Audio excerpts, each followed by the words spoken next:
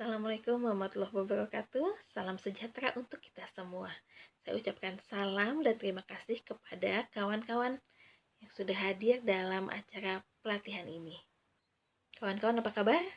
Perkenalkan, nama saya Juwita Junaidi. Saya fasilitator dari Posyantek Saung Inovasi Kota Bogor. Sebelum saya mulai presentasi, saya punya satu quotes yang bagus. Isinya seperti ini. Orang bijak mengatakan bahwa jika ilmu itu bukan apa yang dihafal, tetapi apa yang bermanfaat bagi orang lain.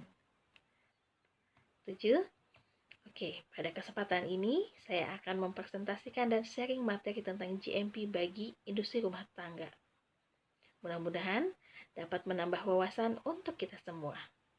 Kawan-kawan, tahukah pada awal Februari 2020 telah terjadi keracunan massal di salah satu kecamatan di daerah Banyumas.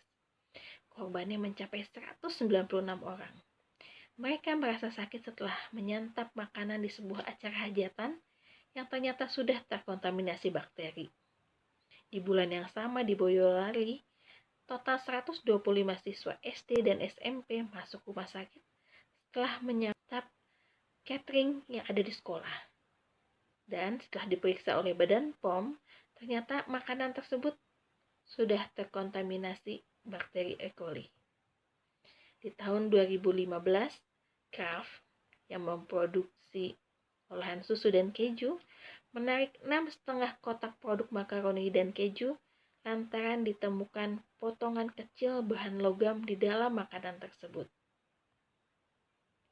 Di tahun 2015, di Amerika Serikat, FDA yang merupakan badan POM-nya Amerika, merilis data bahwa telah terjadi 540 kasus recall. Apakah recall? Recall adalah penarikan kembali produk di pasaran. Dan ternyata 46% kasus recall itu terjadi karena kontaminasi bakteri.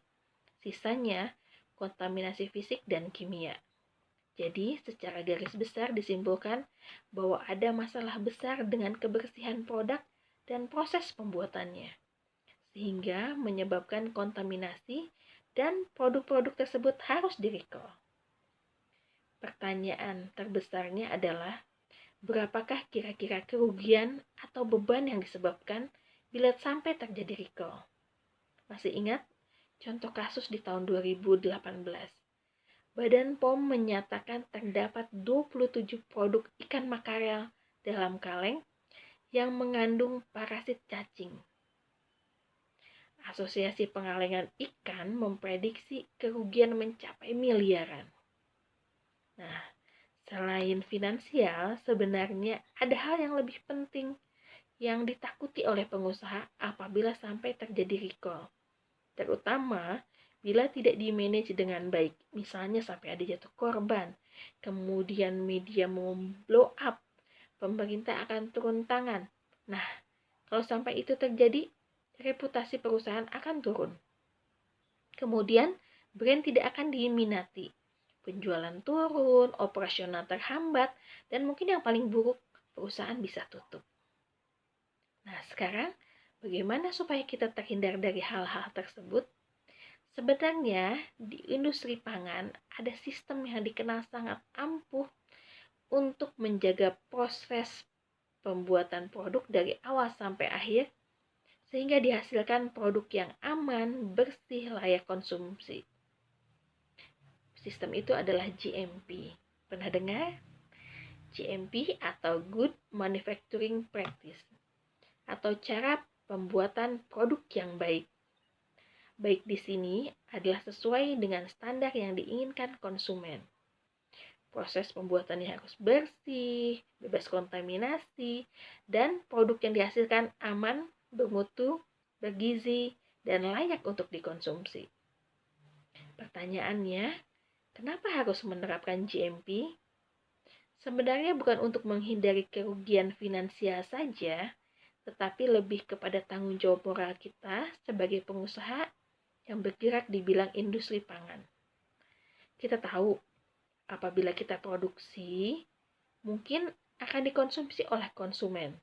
Yang mungkin konsumen ini salah satunya adalah keluarga kita, orang tua kita, teman-teman kita, atau orang-orang yang kita sayangi.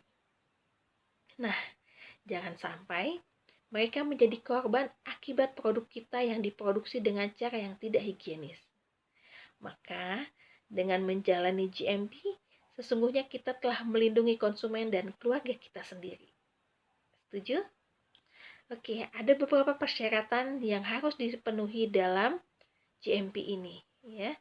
Yang pertama adalah lokasi dan lingkungan produksi. Kondisikan lokasi dan lingkungan produksi harus berada pada kondisi yang baik. Bangunan harus bebas debu, kemudian ada tempat sampah yang tertutup. Apabila ada selokan airnya harus bersih dan tertutup.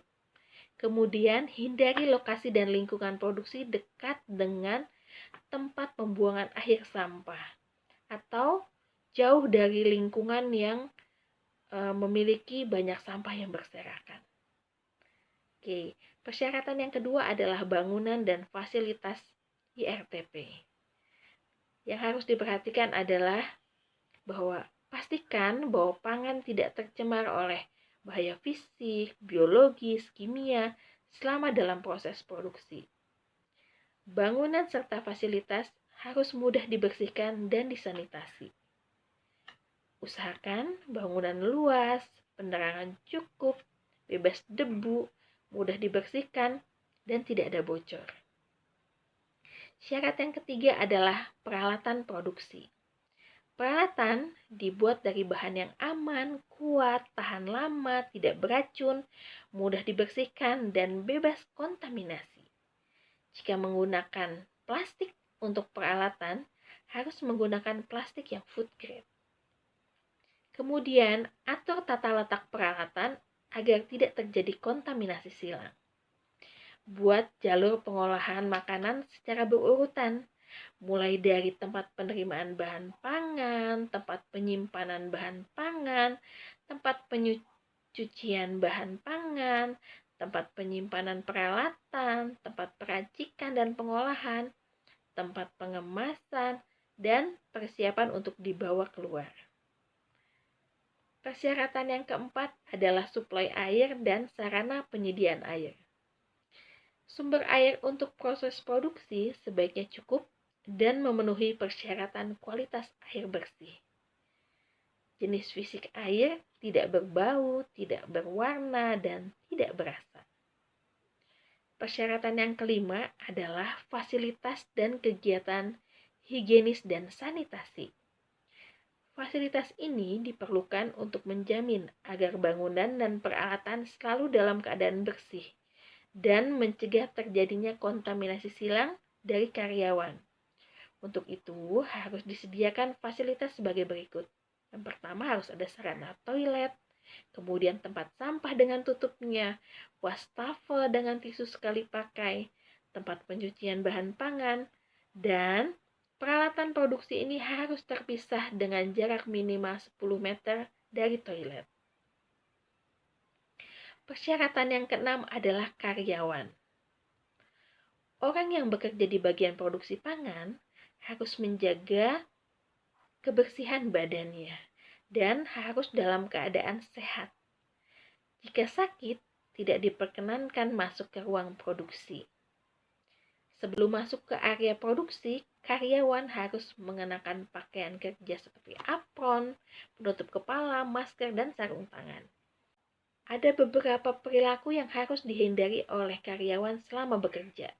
Antara lain tidak boleh merokok, mengupil, mengorek hidung, dan tidak diperbolehkan mengenakan perhiasan dan aksesoris seperti cincin, gelang, bahkan arloji. Setiap karyawan harus mencuci tangan sebelum, saat, dan sesudah mengolah pangan, dan setelah keluar dari toilet. Karyawan tidak diperbolehkan makan dan minum di area produksi.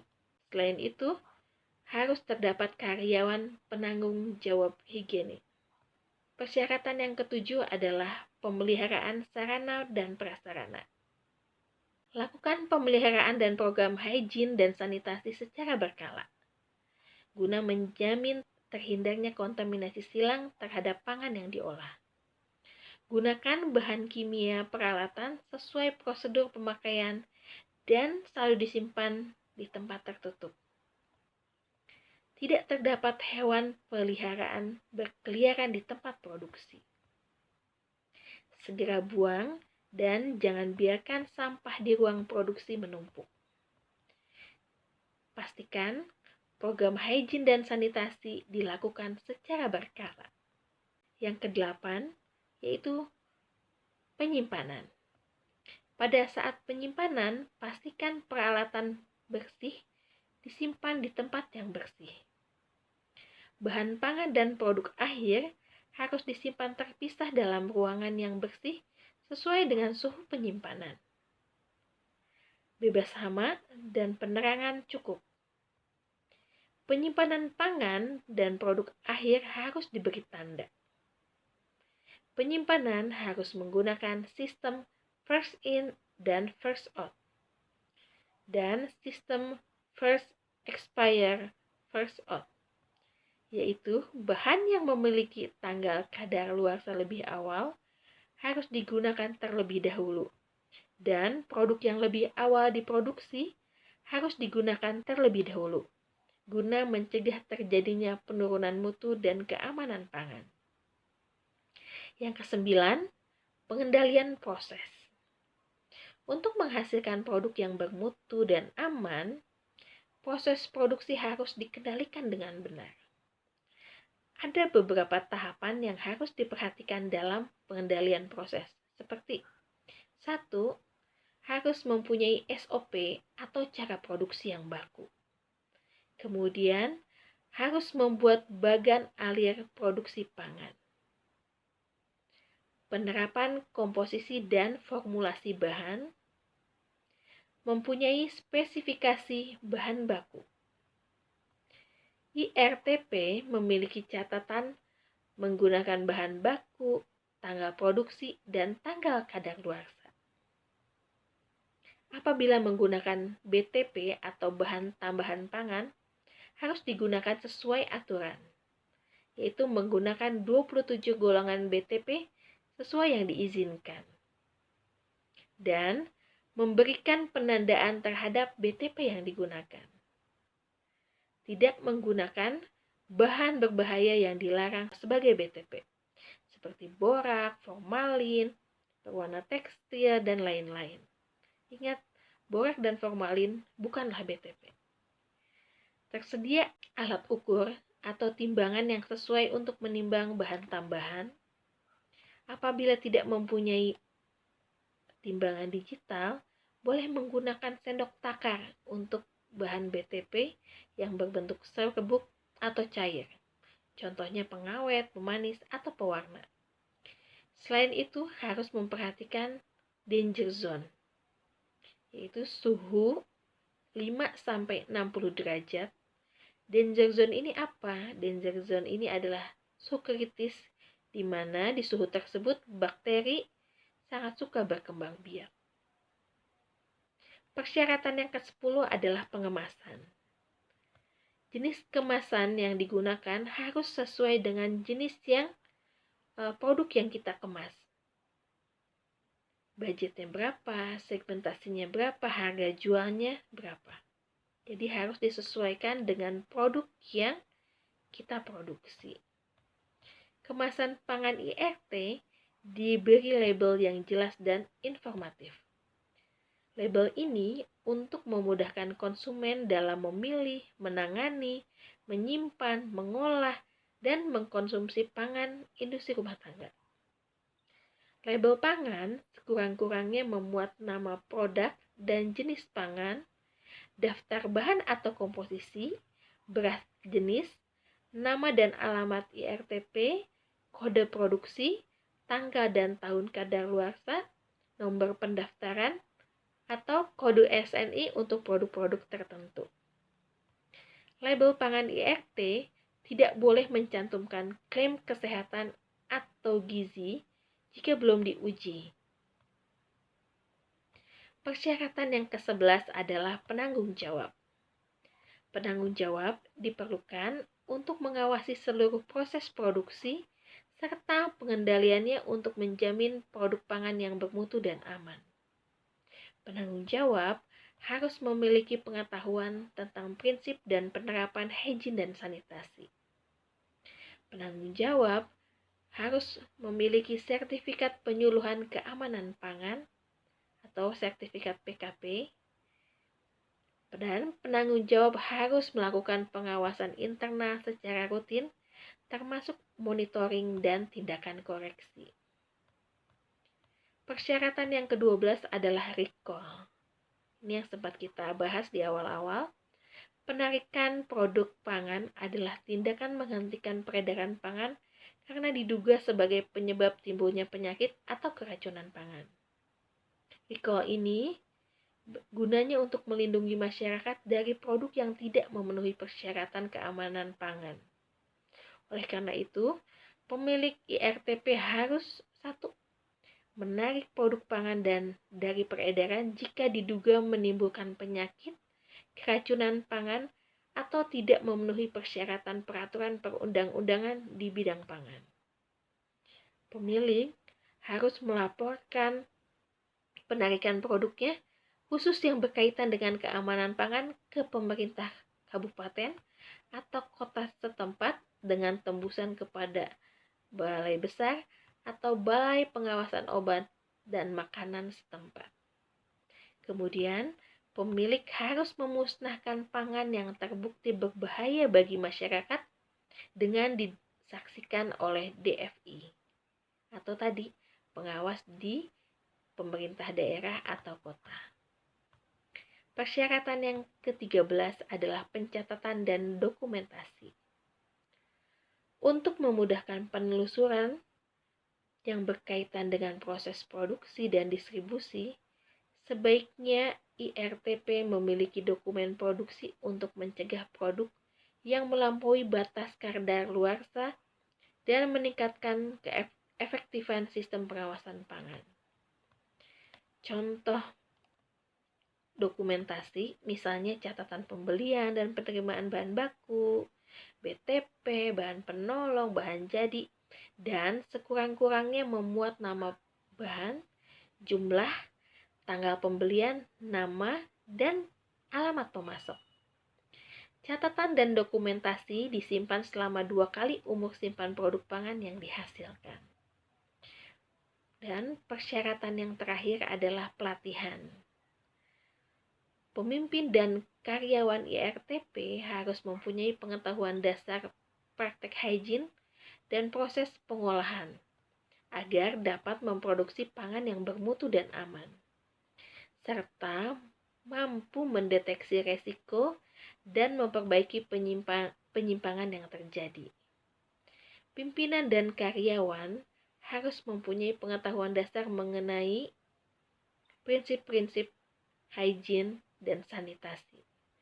Oleh karena itu, pemimpin dan penanggung jawab harus memenuhi atau sudah pernah mengikuti penyuluhan tentang cara produksi pangan yang baik untuk industri rumah tangga. Demikian syarat-syarat yang harus dipenuhi dalam cara produksi pangan yang baik untuk industri rumah tangga. Sudah kewajiban pemerintah dan pengusaha olahan pangan untuk meningkatkan daya saing dan kepercayaan masyarakat terhadap produk pangan IRTP. Nah, GMP adalah salah satu upaya yang dilakukan untuk menghasilkan produk pangan yang aman, bermutu, bergizi, serta layak konsumsi. Saya Juwita, terima kasih atas perhatiannya. Assalamualaikum warahmatullahi wabarakatuh.